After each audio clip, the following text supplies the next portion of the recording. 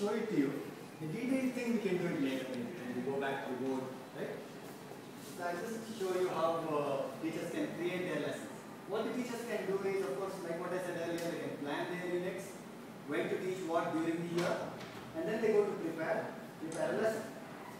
When they say prepare a lesson, so this is what they come to. Whatever I am teaching, I am mapped to a few subjects. I am mapped to grade 9 biology. Prashant is mapped to grade 9 biology. I am teaching this, right? So there are a few lessons already built. For instance, building blocks, which is about fundamental unit of life, which is a cell, right? There is some lesson made available to me. I just launched that lesson. When I launch the lesson, I see how my lesson actually pans out. For instance, this is a lesson which I have modified and made to my own requirement. So I have this Robert Hooke, which is the guy who took a slice of cork, right, and saw it under the microscope. He saw it under the microscope and saw these kind of compartments in the cork. So I want to use these simple images to tell about Robert Hooke's experiment of taking a slice of cork and looking it under the microscope and calling them as cells. I want to introduce the lesson from this. Then I go on to look at a few other objects. I'll say, let's now do an activity. The activity is about the onion peel. Right? What I'll do is, I'll tell them the steps involved in the onion peel activity. You might have seen this. It's part of Learn Premium content. Right? I take out the flesh and create a slide, the thin epidermis of the onion. Create a slide and then add iodine onto the mouth, cover with the slate, wipe it, and then look it under the microscope. So I introduce them to the step-by-step of the onion peel activity, and then I have an option to take them to the laboratory and actually do the onion peel activity. Or if they have known about this, then they can do the cheek cell activity. You know, they take a swab from a swab, they take the cheek cells and observe it under the microscope. Right? So to do this activity. Similarly, after having done that, then they go forward and look at any other object. Take a slide containing an onion peel. Mount and place it. See, this is one concept within the microscope, the whole of microscope. There is one concept which is very important and hard to learn, which is about the magnification. Right? Everything else the children will be able to easily understand by seeing a microscope or an image of the microscope. Right? There is a base, there is an arm, there is the ocular lens. All of that is easy. But this concept of magnification, what is 10x, which is the eyepiece, to 40x, which is the what is that? Lens. No, whatever lens. Right? So how does that, what does that mean for magnification? Is explained in this small little animation. As a teacher, I, Prashant, want to use this to explain to the children the concept of magnification. So I have chosen to use this animation with voiceover. I am fine to use the voiceover as well here, right? Take a slide containing an onion peel. Mount and place it on the stage of the compound microscope. So I use that, right? You can calculate the total magnification of the object being viewed by multiplying the magnification of the eyepiece lens, 10x, by the magnification of the objective lens, 10x. So I do that. The object giving an example of, there could be a place for 3D animated voiceover content as well. Structure being viewed has been magnified. But the difference is, it's in my choice. I have decided to use it. It's not that somebody has provided me, so I am using it. Right? That's it.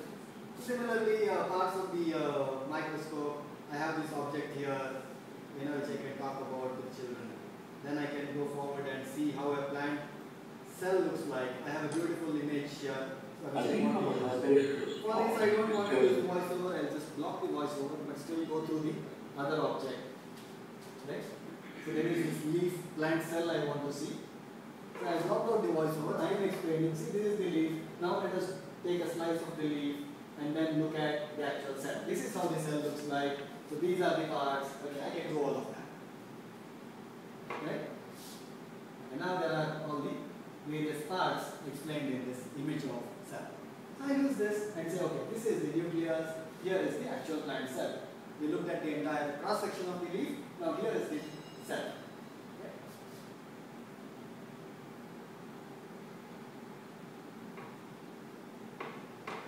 Will the children be able to access this later on after you are... Yes, yes.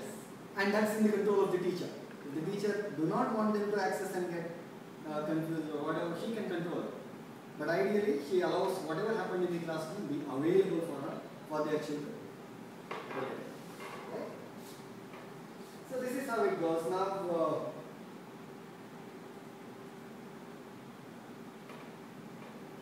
so there is another activity which I want to do, which is around the virtual microscope. Right? This is a tool available. Welcome. Click here for a tour. So what I'll do here is I'll have to do a few settings. Okay, that's a checklist. I'll have to do a few settings. One, firstly, I'll have to switch on the light. That's fine. Now I'll have to do something. I'll have to turn the objective lens and 4x. That's where I start.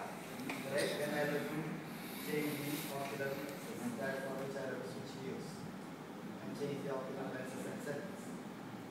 Okay? And then whatever. I'll have to do the force and I'll have to do this setting. Start at top position. Slide. Okay, so basically there are steps to follow which I'll do virtual, right? And then actually go there and do it physically, right? And then as part of the thing, okay,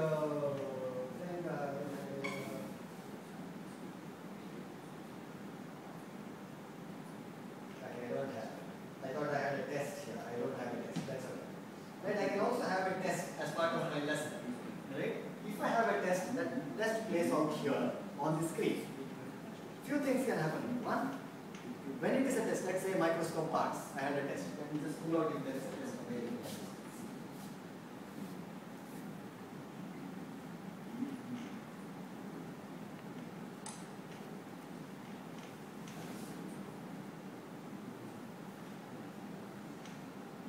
Yeah, there is a test here. Just click here.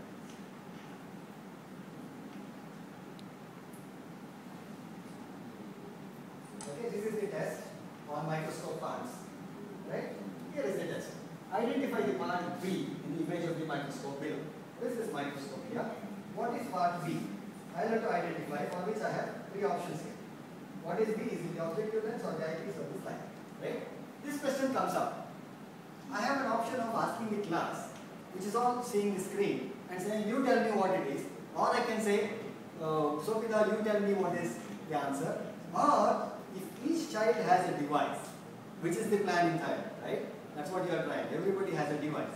Then you can say, here is the question, now open your devices.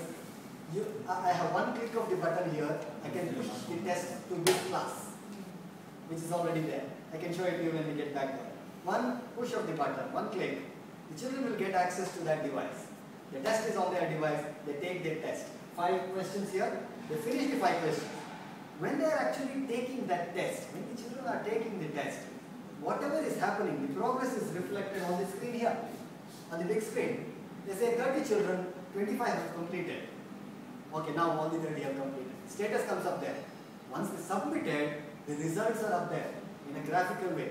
There is a pie chart which comes up, which shows 25 children have got it correct, all correct, 5 haven't got it correct. The teacher can just simply click on that 5, which is in red color, the others in green. She clicks on the red, it opens up and shows who are those children who did not get what question correctly. So that data is available for the teacher. So she says, okay, there is Sopida who did not understand this question correctly. Sopida, why do you think it is scores or whatever slide? You know, she can point to that particular child and say, why did you go wrong? Where did you go wrong? The test can be from the data bank. Maybe somebody or you have created your own test, or I can create new. You can create yourself. You can and create then your own it will test. keep in the data bank. There is, see, the whole thing, everything about our platform here. It could be lessons, it could be tests, it could be activities, it could be assignments, it could be projects, whatever we are talking about as resources, right? The philosophy, fundamental philosophy is always the same. One, we provide some recommended objects, right? Or recommended lessons, recommended tests, recommended projects and all that. Then there is a large content repository available for you to dig in and pick up whatever you want, right? So use the recommended as it is. If you don't like it, modify it, for which dig into the repository and pick up whatever you need. You don't like to use anything already created, you want to do everything fresh, you are free to do that. Here is the platform which enables you to do. That's the approach for everything, lesson, test, assignment, project, everything. You can create your own or use something already available and modify or use as it is. Right? Got it. So just to give you a glimpse of this. Now, I showed you the lesson and used it as it is, right? I will just quickly show you how I can modify, right?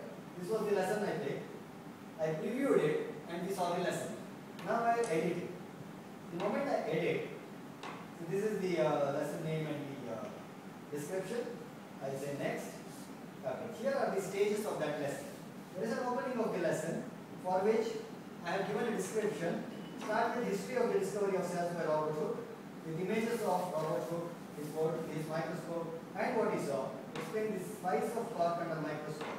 Right? Briefly explain what the microscope is. This is what I am supposed to do in the first opening of the lesson, which I showed you those 3 images. Right? For which I have these 3 images here. I as a teacher, right, when I get access to this recommended lesson, I think, oh, this is not required. I'll just, Robert Hooke, it's only a portrait, I don't want to use it. I'll drop that. I'll only show him the actual, how did the actual cork look like. I will not use the portrait of Robert Hooke, so I will remove that. Did you see that? I removed that object.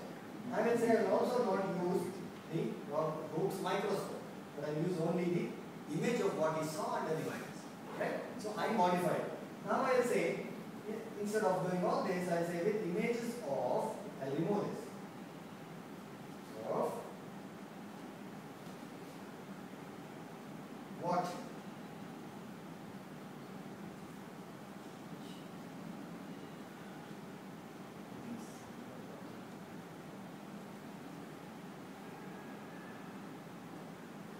What Robert Hooke saw. Yeah.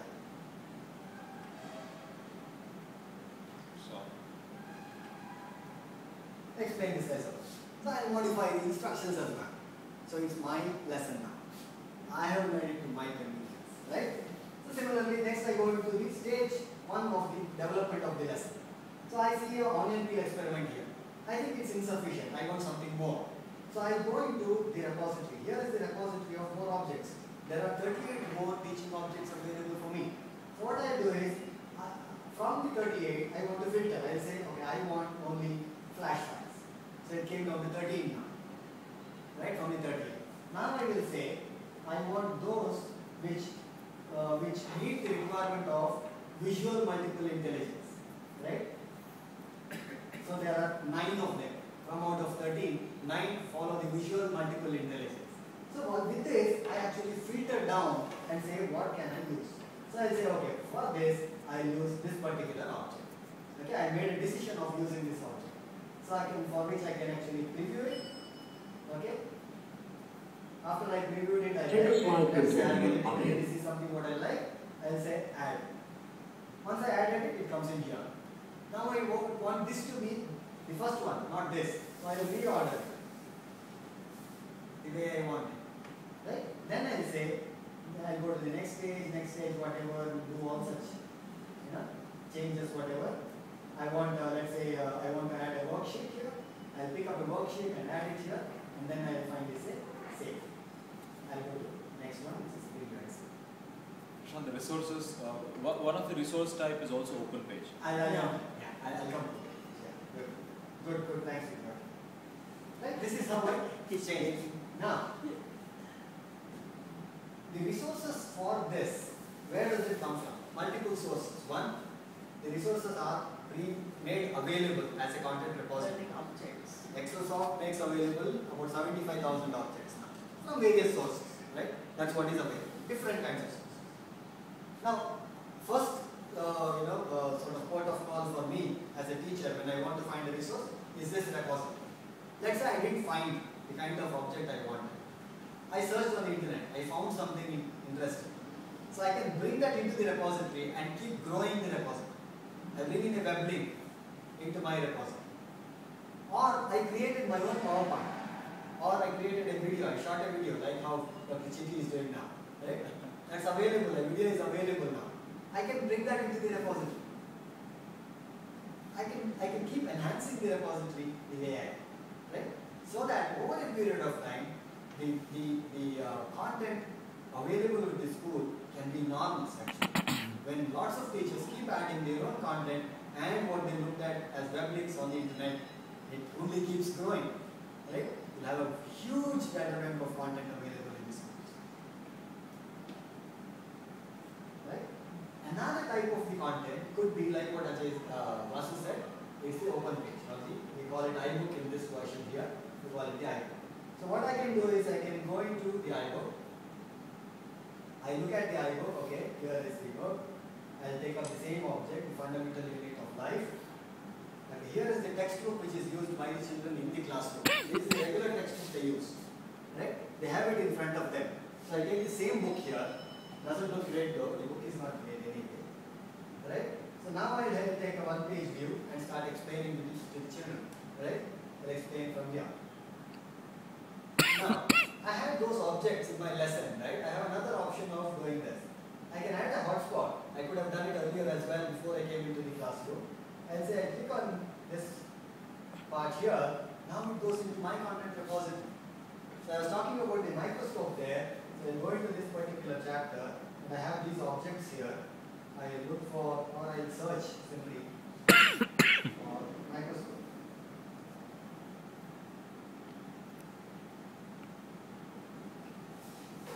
Yes. Micros.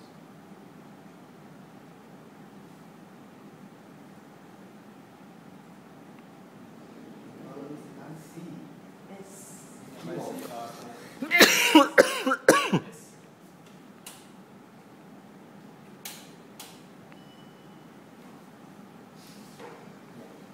About microscope, there are these objects available. So I'll pick up whatever I like. Okay, let's say microscope plus. Right? And then I can review it. Like this. So what I'll do is, I'll go here, select that object, microscope plus, say OK. And this is now a hotspot on my on the book. Right? Next time when I go to the classroom and I'm explaining about it, children have the book in front of them. Here is this extension I have done. You click on this, I explain from the book, and then I have this particular thing as an extension or an enhancement from the book. I will say, we saw the microscope there, here we'll see the parts explained. Right? This kind of a object, Vasu will explain more when we actually do the detailed demo of open page, but just to give you get an idea of how it could be used in the classrooms. Right? So it becomes an integrated stuff, all the resources used in the classroom, the book including what the children use in front, could be integrated. There is no disconnect for the children. That's the point. So there are a lot more are there. There are projects, reports, cross-curricular projects, and all of that, which we can do when we go back there. Right? For now, in this school, we just look at some examples of various activities which are being done out there, like how we saw the maths ones. We'll see a few on the science, and then close the visit of the school for now. And then when we find time, maybe later today or tomorrow, we can look at details of the application. Is that okay, Doctor?